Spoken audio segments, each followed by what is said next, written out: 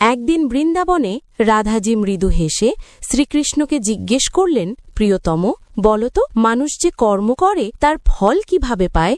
সত্যিই কি প্রতিটি কর্মেরই ফল আমাদের কাছে ফিরে আসে? কৃষ্ণ মধুর কণ্ঠে উত্তর দিলেন, রাধে, এই জগৎ কর্মেরই এক বিশাল বাগান। এটা বোঝানোর জন্য আমি তোমায় একটি গল্প বলি। একবার এক রাজা তার 3 মন্ত্রীকে ডেকে বললেন, তোমরা প্রত্যেকে একটি করে থলে নাও, আর রাজবাগানে গিয়ে যত ভালো ফল পাও তা সেই থলেতে ভরে নিয়ে এসো। 3 জন মন্ত্রী আলাদা আলাদা বাগানে গেল। প্রথম মন্ত্রী ছিলেন অত্যন্ত সৎ ও নিষ্ঠাবান।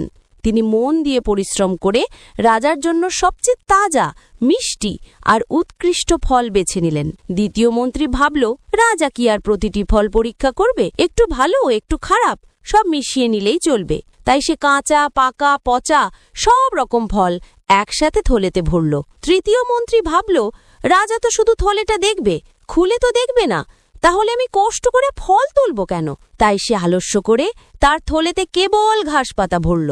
পরদিন রাজা 3 জন মন্ত্রীকে ডেকে আদেশ দিলেন, তোমাদের থলে সহ তোমাদের 15 দিনের জন্য কারাগারে পাঠানো হবে, এবং কারাগারে তাদের খাওয়ার জন্য অন্য কিছুই ছিল না, শুধু সেই থলেতে যা ভরা ছিল তাই। প্রথম মন্ত্রী, যার থলে ভরা ছিল ভালো ফল দিয়ে, আনন্দে 15 দিন ফল খেয়ে কাটালো। দ্বিতীয় মন্ত্রী, যার থলে মিশ্র ফল ছিল, কয়েকদিন ভালো ফল খেতে পারল, পরে পচা ফল খেতে খেতে অসুস্থ হয়ে কষ্ট পেতে লাগল।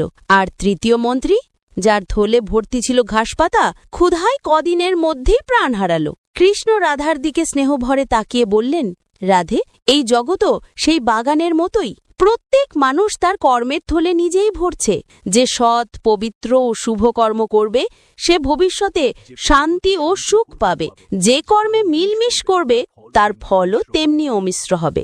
আর যে অলসতা ও অন্যায় জীবন কাটাবে তার কাছে শেষ সময় কিছুই অবশিষ্ট থাকবে না। তাই জীবনযাত্রার প্রতিটি মুহূর্তে ভালো কর্মের সংরক্ষণ করো, কারণ এই সৎ কর্মই একদিন তোমার জীবনের একমাত্র ভরসা হয়ে উঠবে।